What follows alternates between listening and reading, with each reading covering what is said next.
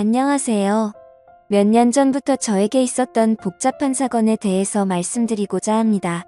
저는 지금으로부터 정확히 3년 전 친구들과 나이트클럽에 가서 아주 경이로운 한 사람을 만나게 됩니다. 바로 나이트클럽에서 열심히 춤을 추고 있는 한 여자였죠. 3년 전 이맘때쯤이라는 걸 정확히 기억하고 있는 이유는 그때 그 일이 저에게는 너무나도 행복했던 기억이기 때문입니다. 그녀는 친구들과 함께 온 것으로 보였는데 유독 빛나던 그녀의 모습을 오랫동안 지켜보면서 다른 남자와 춤을 추고 부킹까지 하는 모습까지 훔쳐봤습니다.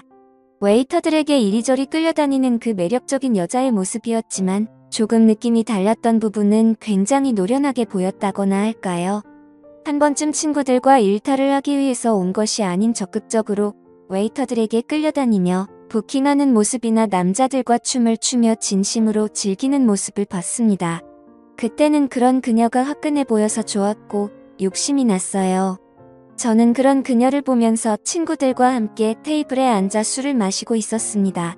당시의 나이트 안에는 사람이 정말 많았는데 그 여자만큼은 아주 선명하게 잘 보이더군요. 뭐라고 표현해야 할지 모르겠다는 생각이 들 정도로 아름다워 보였습니다. 저와 제 친구들은 그 여자 무리를 보며 완전히 꽂혀버렸고 합석을 한번 도전해보자고 이야기를 꺼냈습니다. 그녀는 친구를 포함해서 3명이었고 저의 무리도 친구 포함해서 3명이라 같이 합석해 놀자며 들이댔습니다. 친구들은 그냥 가볍게 생각하는 것 같았지만 제 눈에는 그 여자가 너무나 예뻐 보여서 도저히 놓치기 싫더라고요. 그 여자들도 저희가 싫지 않았는지 합석하자는 제안에 알겠다고 대답했습니다.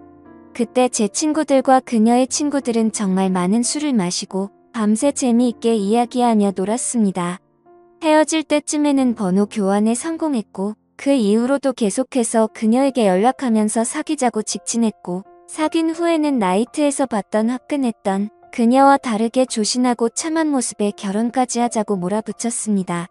도저히 후진이라는 게 없었습니다. 그녀만 생각하면 제 안에 있는 피가 끓어오르는 기분이었고 오직 직진밖에 할 수 없었죠. 저희는 그렇게 뜨겁게 사랑했고 결국 깊은 사이가 될 수 있었습니다. 저는 그때도 친구들과 어쩌다 한번 가보게 된 것이고 평소에는 나이트 클럽을 가지 않는 스타일입니다. 그러나 제 아내는 노는 걸 워낙에 좋아해서 그런지 나이트를 자주 가고 싶어하는 여자였습니다. 처음 그녀를 나이트에서 봤을 때부터 그 노련함이나 잘 노는 분위기가 심상치 않았는데 역시나 그렇게 노는 걸 어마어마하게 좋아하는 사람이더군요. 주변 사람들은 나이트 클럽 좋아하는 여자랑 결혼하는 건 좀 그렇다며 굳고 반대를 하는 분들도 많았습니다. 당장에는 문제가 안 되지만 나중에 그런 것 때문에 반드시 문제가 생긴다면서 말이죠. 하지만 저는 그녀를 좋아하는 마음에 결혼까지 추진하는 과정을 멈출 수 없었고 그런 아내의 모습까지 좋아서 결국 결혼까지 했습니다. 그리고 나이트클럽에 좀 가면 어떻습니까? 나이트에 간다는 것 자체가 바람이라고 볼 수도 없는 것이고 알아서 조심하면서 놀면 되지 않겠냐고 안일하게 생각했습니다. 솔직히 말씀드리면 저도 과거가 그다지 깨끗하지만은 않은 편이니까 말이죠. 솔직히 털어서 언제 안 나는 사람은 없는 거 아니겠습니까? 취미가 무엇이냐에 따른 차일 뿐이지 나이트에 가면 사고치고 나이트 안 가고 다른 모임 나가면 사고 안 칩니까? 산악 모임에만 나가도 불륜이 천지라고 하는데 그렇다고 사람이 집에만 처박혀서 살 수도 없는 노릇이잖아요. 아무튼 저는 이런 생각을 가지고 그녀와 결국 결혼을 했고 1년 만에 예쁜 딸을 낳아 키우고 있었습니다. 결혼 후 아내는 가정과 육아를 성실하게 돌봤습니다. 저도 열심히 돈을 벌어 아내에게 가져다 주었습니다. 회사 일로 바쁘긴 했으나 아내가 이해해 주리라 믿었습니다. 아내는 산후 우울증과 육아 스트레스로 힘들어하긴 했으나 그럴 때마다 나이트 클럽 좀 다녀오면 안 되냐고 물었습니다. 가서 미친 듯이 흔들고 가볍게 몇 잔 걸치면 답답했던 마음이 뻥 뚫릴 것 같다고요. 저는 몰래 가지 않고 남편인 저에게 허락을 구해줘 고맙다고 했지요. 그때 나이트에서 만났던 친구들과 간다기에 저는 가라고 했습니다. 솔직히 말해 뭔 짓을 할 여자는 어떻게 막아도 하고 안 할 여자는 남자들이 많은 나이트 클럽에 던져놔도 안 합니다. 그리고 부부 사이에는 믿음이라는 게 중요한 만큼 육아에 지친 아내를 배려하고자 했습니다. 그리고 제 아내는 어디 가서 사고 칠 만한 사람이라고 생각을 하지 않았거든요. 저랑 만났을 때에도 사고 치지 않고 건전하게 놀았기 때문이죠. 제 아내에게는 여동생이 한 명 있는데 다행히 처제도 제 아내를 많이 도와줬습니다. 결혼 후에 임신한 아내를 옆에서 많이 돌봐주고 출산 후에도 든든한 지원군이 돼주는 처제가 참 고맙기는 하지만 사실 이 처제가 처가 되기에서는 고민 그 자체였습니다. 지금까지 시집을 가지 않고 노처녀로 남아있는 처제의 혼인 문제는 늘 집안에서 화두가 될 정도의 문제였고 장모님과 장인어른 입장에서도 얘가 언제쯤 시집을 갈 수 있을지 늘 걱정을 하셨습니다. 지금까지 번듯하게 뭐 하나 해놓은 것도 없고 인물도 그다지 뛰어난 편이 아니라 누가 데리고 가기나 하겠냐며 말이죠. 저는 처제에게 좋은 남자를 소개시켜주는 게 어떨까 싶어서 한번 물어봤습니다. 그러자 처제는 자기는 원래 결혼을 하지 않고 살고 싶었는데 언니가 애 낳고 행복하게 살고 있는 모습을 보니까 자기도 요즘에는 너무 결혼이 하고 싶어졌다며 결혼하고 싶은 생각이 조금씩 들기 시작한다고 했습니다. 그래서 저는 처제에게 친한 친구를 소개해 주었습니다. 하지만 처제는 생각보다 굉장히 숙맥이라서 태어나서 남자도 한 번 사귀지 않았고 나이트클럽조차도 가본 적이 없는 사람이었습니다. 제 아내와는 완전 반대였죠. 처음엔 처제가 내숭을 부린다고 생각했는데 알고 보니 32살이라는 지금 나이까지 공부만 하고 살았다네요. 취업 후에는 집과 회사만 오갔고요. 제 친구를 소개시켜준 후에 한 달 정도가 지났을 때쯤에 문득 이 사실이 생각나서 처제에게 물어봤습니다. 제가 소개시켜줘 놓고도 그 사실을 까먹고 신경을 쓰지 않고 있었거든요. 그래서 제 친구랑은 요즘에 어떻게 되고 있냐고 물어보니 처제는 제 친구가 너무나 마음에 들어서 몇 번 만나다가 본격적으로 연인 관계로 만나자는 식으로 말했고 그렇게 본격적으로 연애를 했다고 하더라고요. 근데 문제는 사귄 지 2주 만에 헤어졌다는 겁니다. 저는 처제에게 자세한 이야기를 들어봤는데 친구 녀석이 완전히 쓰레기처럼 행동을 한 것 같더라고요. 그래서 저는 곧장 친구에게 연락을 했습니다. 우리 처제가 너한테 무슨 잘못을 해서 그렇게 쓰레기 같은 행동을 했냐고 했더니 완전히 펄쩍 뛰면서 오해하지 말라는 겁니다. 친구는 처제와 만나면서 있었던 일을 자세히 해주더라고요. 외모는 마음에 드는데 성격이 너무 부드러워서 재미가 없고 마음이 여린 사람이라는 게 티가 나서 상처 주지 않을까? 늘 걱정이었는데 진짜 별것도 아닌 걸로 울면서 전화가 오고 집착도 심해서 너무 힘들었다고 하더라고요. 연락이 1시간만 안 돼도 바로 전화가 오고 어떤 날에는 자고 일어났더니 전화가 20통 넘게 와 있고 지금 뭐하냐 누구랑 있는데 답장을 안 보내냐면서 소리를 지르기도 한다는 겁니다. 게다가 회사에서 회식하는 거 가지고 거기에 여자가 있니? 옴니 회사에서 여자 동료들하고 친하게 지내지 말라면서 으름장을 놓기도 하고 아주 피곤해 죽겠다고 하더라고요. 생각해보니 제 친구가 좋아하는 여자 스타일은 조금 남자 같은 면이 있는 털털한 여자입니다. 그렇게 만남을 이어가다가 좋아하는 마음이 식어버려서 남자가 이별 통보를 했는데 처제는 여전히 제 친구에게 마음이 남아있었고 연애 경험이 별로 없는 여자라 그런지 상처 아닌 상처를 받게 된 처제를 옆에서 지켜보며 열심히 위로해줬습니다. 요즘 같은 세상에 이렇게 남자를 모르는 여자도 있구나 싶으니까 한편으로는 귀엽기도 하면서 한편으로는 굉장히 답답하더라고요. 전혀 쿨하지 못한 처제를 보니 참 피곤한 성격이라는 생각이 들었고 왜 지금까지 남자들을 만나지 않고 사는지 훤히 보이는 느낌이라고 할까요? 그래서 참 답답했습니다. 근데 진짜 문제는 소심한 처제가 아니라 그걸로 난리를 치는 장모님이었습니다. 장모님이 저에게 전화해서는 어떤 놈을 소개해줬기에 자기 둘째 딸이 요즘 이렇게 침을 하냐며 저보고 책임을 지라고 큰 소리를 치는 겁니다. 실컷 남자 소개시켜줬더니 본인이 제대로 못한 걸 저한테 책임지라고 하는 걸 보고 참 짜증이 났습니다. 이래서 누가 잘 되든 못 되든 오지랖 넓게 행동하면 안 된다 싶더군요. 그래도 아내의 동생이니까 이 정도로 신경 써주려고 했는데 앞으로 완전히 신경을 꺼야겠다 싶더라고요. 장모님께도 자초지종을 말씀드리고 우울한 처제를 위로하고 달래주기 위해 오랜만에 저녁이나 먹자고 했습니다. 오늘은 형부인 제가 금액에 상관없이 무조건 맛있는 걸 쏘겠다고 하면서요. 처제는 탐탁치 않게 여겼으나 제가 뭘 잘못한 것도 아니니까 딱히 눈치 보지 않고 그녀의 팔목을 붙잡고 여기저기 데리고 다니며 기분 전환을 시켜줬습니다.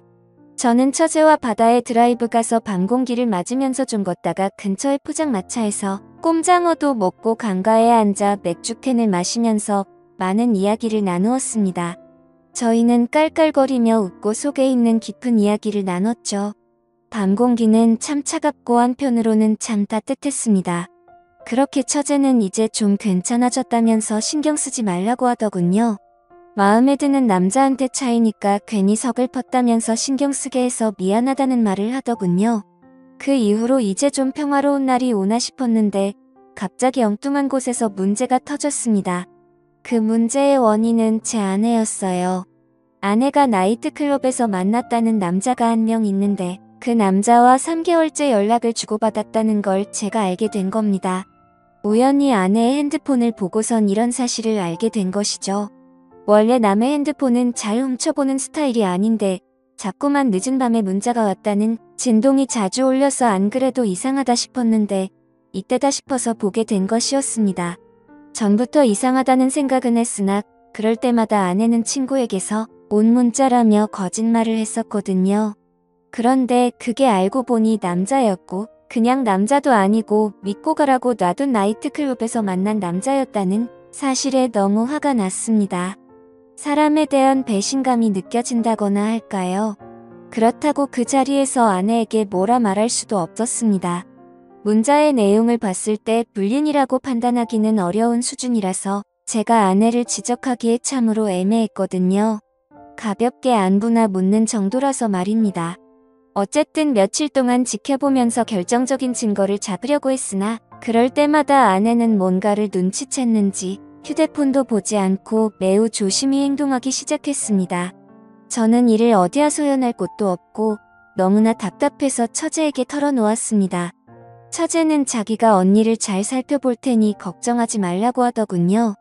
그때부터였을까요?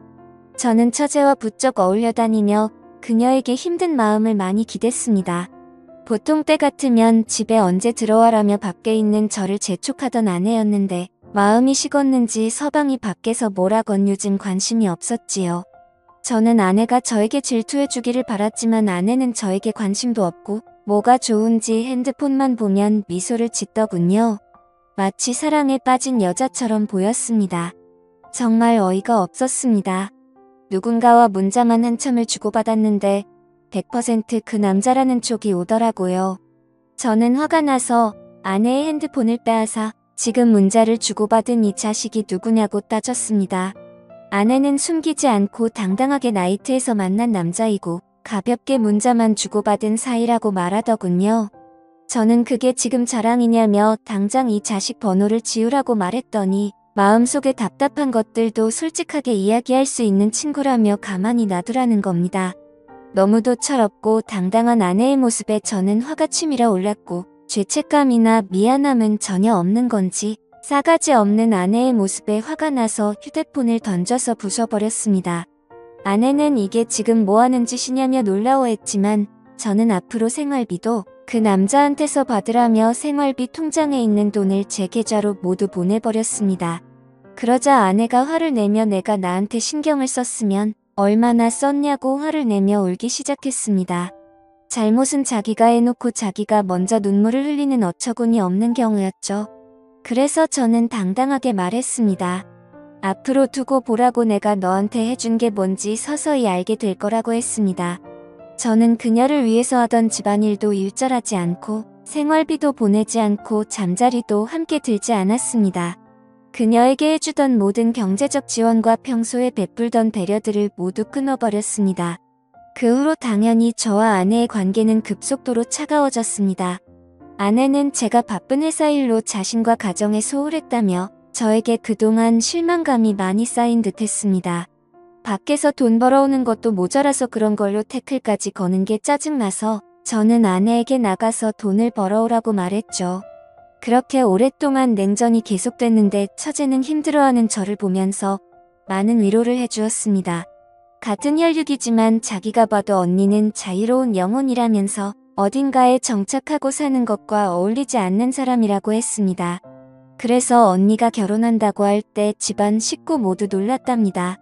처제와 많은 이야기를 주고받으며 소주만 한 잔 두 잔 마시다 진탕 취하도록 술을 마셔댔고 저와 처제는 필름이 끊겼지요. 며칠 후 아내는 저에게 미안하다고 사과를 했지만 더는 답답한 결혼 생활 못하겠으니 이혼하자고 말을 꺼냈습니다. 저는 당연히 올 것이 왔다고 생각하며 알겠다고 대답했습니다. 그렇게 일사천리로 이혼을 진행한 후에 얼마 되지 않아 아내의 소식을 들었는데 정말 너무나도 충격적이고 저를 괴롭게 만드는 사실을 한 가지 듣게 됐습니다. 그때 그 나이트클럽에서 만난 남자와 동거를 하고 있다고 하더군요. 저와 이혼을 하려고 했던 것은 자신의 삶을 살기 위해서가 아니라 결국 그 남자와 함께 살기 위해서 그랬던 것이었죠. 저는 다시 한번 그녀에게 배신감이 쏟아올랐고 집안을 뒤집어 놓았습니다. 그러자 장모님과 장인어른도 저에게 사과를 하며 저에게 용서를 구했습니다. 근데 그런 일이 있게 된 지 하루 만에 처제가 제 아기를 가진 것을 알게 되면서 이제는 제가 장모님과 장인어른에게 사과해야 하는 상황이 왔습니다. 아마 전쟁터도 이보다 더 난장판은 아닐 거라는 생각이 들 정도로 복잡한 상황이 계속 터진 것이죠. 제 삶이 완전히 통째로 엉켜버렸다는 생각이 들더라고요. 나이트에서 만난 아내는 나이트에서 결국 바람이 나버리고 제 친구와 연애하던 처제는 결국 제 아이를 임신해버린 지금의 상황 말입니다. 한 달 전 처제와 많은 이야기를 주고받으며 소주를 진탕 취하도록 마셨을 때 필름이 끊겼고 저와 처제는 서로 눈이 맞아버렸던 거죠. 그날 처제와 연인처럼 서로의 마음을 확인하였고 저를 사랑한다는 처제에게 언제부터 저를 좋아하게 됐냐 물었지요. 제가 소개해준 후배에게 차이고 나서 우울해 있을 때 제가 처제 팔목을 붙잡고 함께 데이트했을 때부터 저를 마음에 두기 시작했다고 하더군요. 그때 그 밤 공기를 잊을 수 없다며 저와 미래를 생각했다고 말했습니다. 그 말을 듣는데 정말 쉽게 사랑에 빠지는 여자라는 느낌을 또 받았습니다. 저는 집안 망신이니 처제에게 아기를 지우라 말한 장모님과 장인어른을 찾아가 공손히 말씀드렸습니다. 처제와 결혼해서 애를 낳고 함께 살겠다고 말입니다. 솔직히 말하면 처제에게 마음이 있던 것은 작은 이유였고 진짜 함께 살려고 마음먹은 핵심적인 이유는 아내에 대한 복수심 때문이었습니다. 저는 장모님 장인의 허락을 받지는 못했으나 아이는 내팽개쳐두고 외간 남자와 바람난 아내를 보니 정말 참을 수가 없더군요. 그녀에게 치욕을 안겨줘야겠다고 생각합니다. 저는 처제에게도 크게 관심이 없고 이제 이 집안은 진절머리가 납니다. 저는 오직 저의 아이만 있으면 되고 바람나서 떠나간 아내를 어떻게 더 치욕스럽게 만들지 고민해봐야겠습니다. 이런 저를 이해하실 수 있나요? 저도 잘 모르겠네요. 오늘의 사연 여기까지입니다. 지금까지 읽어주신 모든 분들 감사합니다. 구독과 좋아요 알림 설정 눌러주세요. 그럼 모두들 행복한 하루 보내세요.